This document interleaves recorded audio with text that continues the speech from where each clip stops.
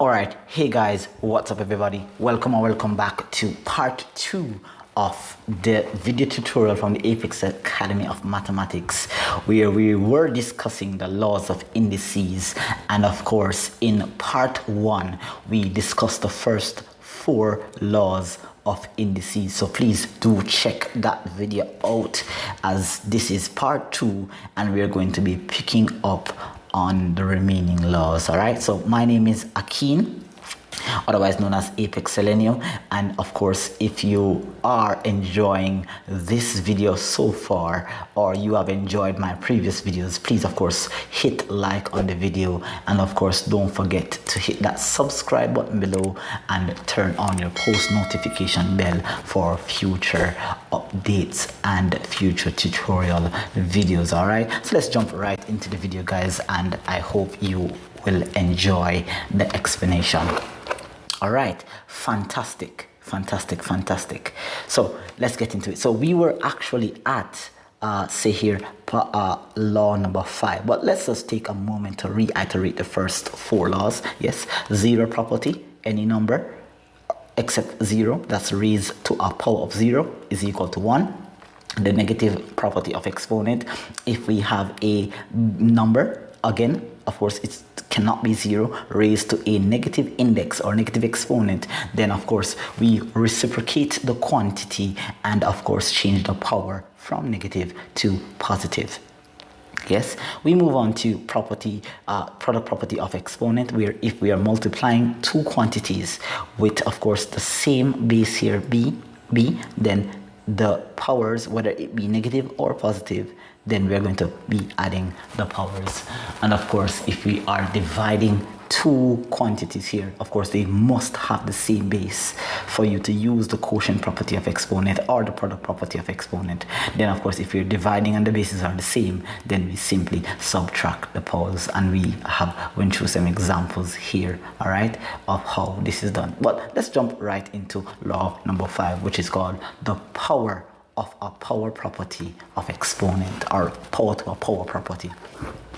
All right, now let's say that you already have an exponential quantity like a number already having its own power. Yes, whether again be negative or positive, but again we have raised it to a external power, another power, a subsequent power, if you may say. Then what we do here is that we simply multiply the powers. So the power on the outside here, basically distributes itself on the inside here. So it just basically multiplies this power. It does not multiply the base. Powers multiply powers and base multiplies base. Yes, so the power on the outside here distributes itself to this power, and in other examples you may see where this power distributes itself to other powers on the inside of this bracket here. All right, so basically b to the power of m all raised to the power of n, and then it becomes b to the power of m multiplied by n. So here is a typical example of what it will look like here. So we have 2 to the power of 5 with an external power of 3. So what we do here is that we rewrite the 2 and we multiply the 5 and the 3, so that's 5 times 3, and we're going to get 2 to the power of 15.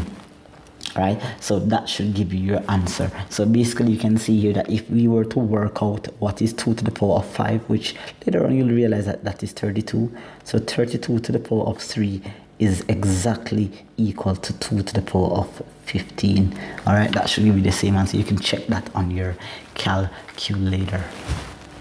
All right, guys, wonderful. So let's now move to the power of a product property.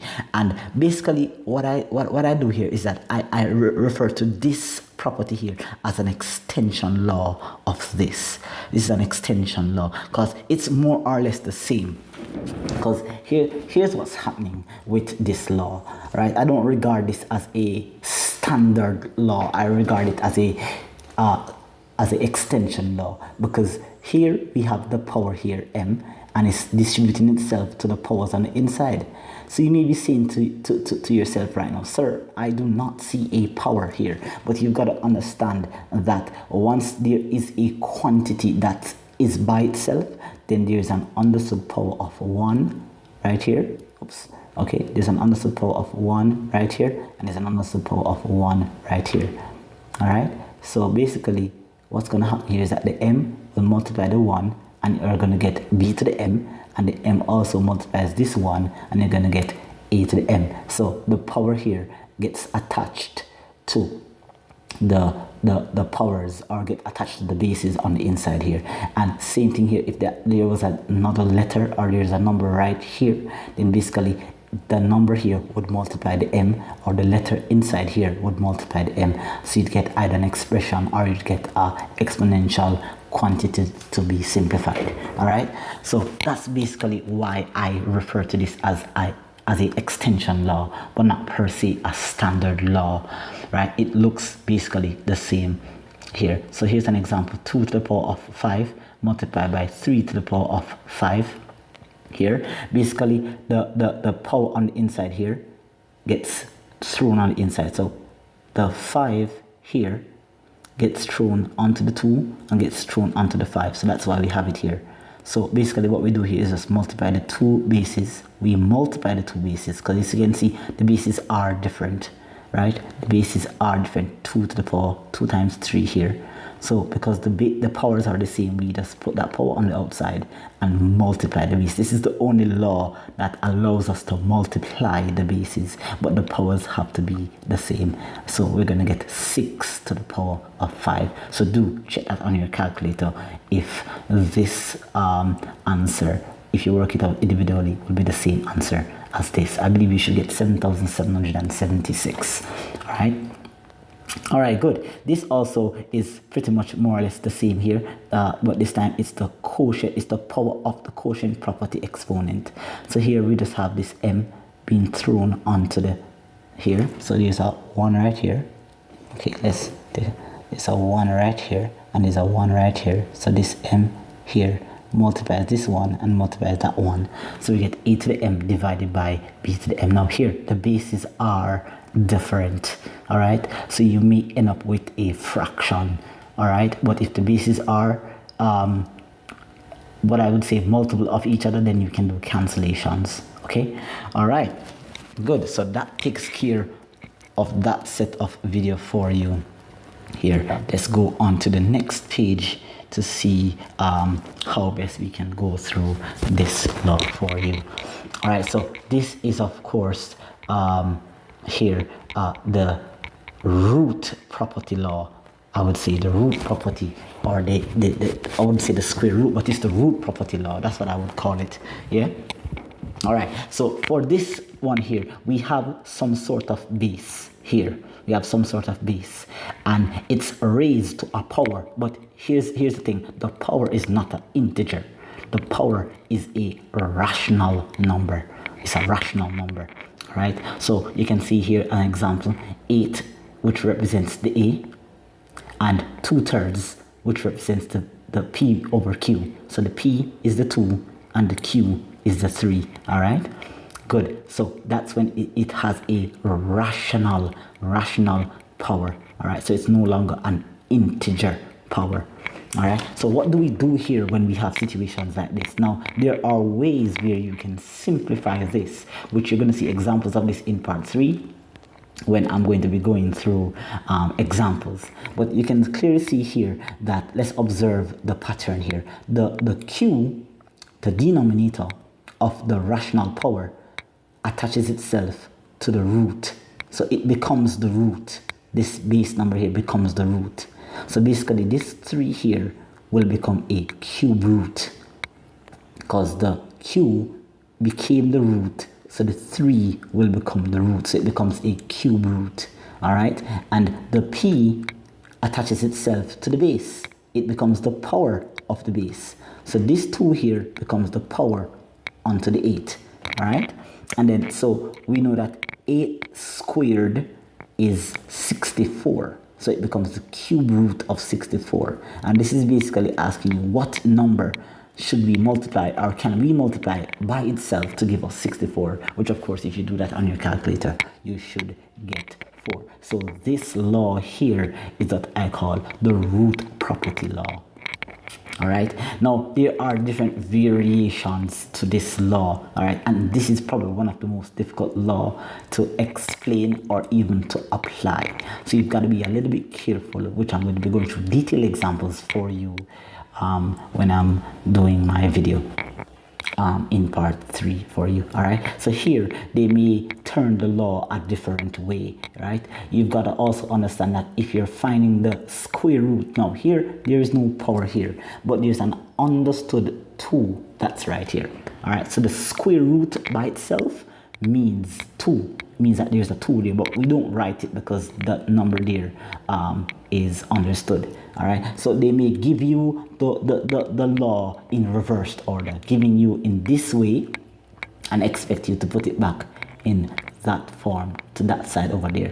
So let's say we have the square root here. You don't see a power, you don't see a root number here, but we have to assume that that's a 2 right here. So just as how the q was the denominator, the 2 will become the denominator right here.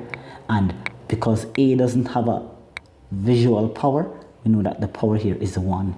The power there is 1. So basically the 1 goes at the top. So basically you can say here that the square root of any number or any quantity, all right, is that quantity or that number raised to the power of a half. All right, power of a half. That has to be square root though. If it's cube root, it's to 1/3. If it's the 4th root, it's to 1/4. What I'm basically trying to say here is that if I have the cube root of a, that becomes a to the power of 1/3. If I have the 4th root of b, that becomes b to the 1/4. Yes, and so forth. So basically there's no number here, so the numerator is always going to be 1, but whatever power or whatever root number is there, it becomes the denominator. All right, that takes care of that for you. So hopefully you're understanding so far. Of course, don't forget to hit like on the video if you're getting some value from this tutorial video. All right, fantastic. All right, good.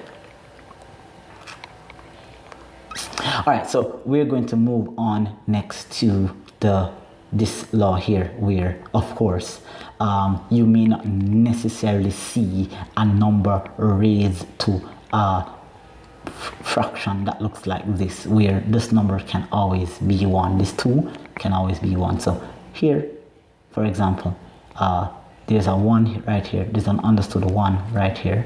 So note that the root of any number is always the number or the base raised to 1 over the root.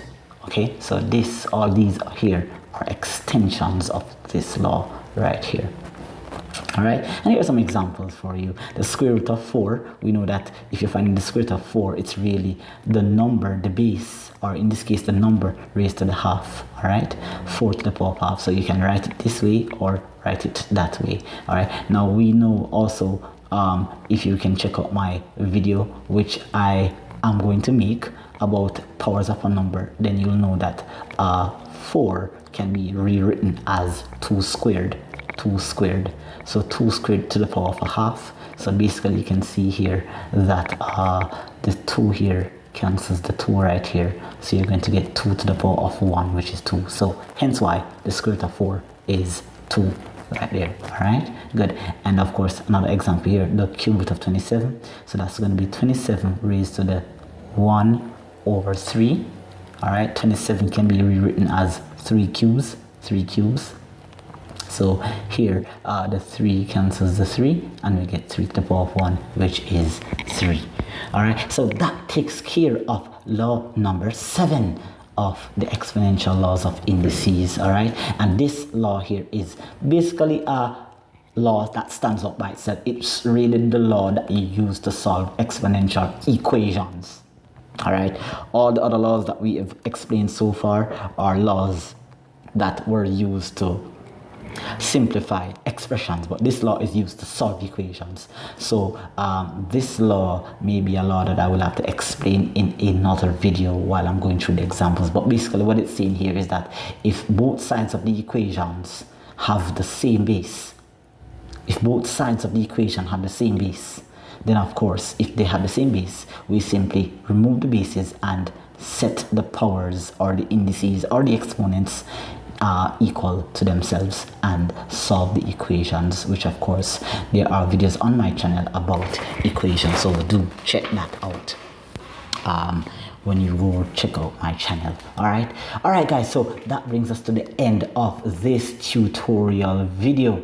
All right guys, thank you for staying the whole entire time. If you have reached to this point and you have understood what I've explained to you so far, of course, please hit like on the button, smash that notification bell, share it with your friends, your families, near and far, all right, that they can get all the assistance that they need right here from this channel. And of course, be sure to watch the video over if it is that you need a better or a second explanation on the content. All right, so my name is Akeem, otherwise known as Apex Selenium, your math guru. Take good care, and I'll see you next time in future tutorial videos. Do look out for part 3, where we're going to be going through a series of examples using the laws of indices. All right, or the laws of exponents. Do take care, and I'll see you then next time.